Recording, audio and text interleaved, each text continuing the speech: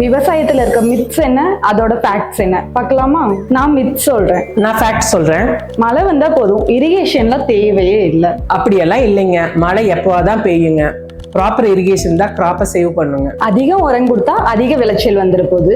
அதெல்லாம் தவறான புரிதலுங்க. அதிகமா உரம் கொடுத்தீங்கன்னா விளைச்சல் தான் பாதிக்கும். இந்த டெக்னாலஜி எல்லாம் விவசாயத்துக்கு தேவையா? தேவையே இல்லை. இது தவறான எண்ணங்க. ஸ்மார்ட் டெக்னாலஜி யூஸ் பண்ணாதான் நேரம், தண்ணி, செலவு மூணையும் மிச்சப்படுத்தலாம். விவசாயத்துக்கு அனுபவம் போதும், பிளானிங் எதுக்கு? ப்ராப்பர் பிளானிங் இருந்தாதான் நிலையான வருமானம் கிடைக்கும். எதையுமே பிளான் பண்ணி பண்ணணும். டெய்லியும் டைரக்டா போய் ஃபார்மை பார்த்தா தானே நல்ல விளைச்சல் இருக்கும். அதெல்லாம் அந்த காலங்க. இப்ப கையில ஒரு ஸ்மார்ட் போனும், அதுல ஸ்கை ஸ்மார்ட் கண்ட்ரோலர் ஆப்பும் இருந்தா போதும்.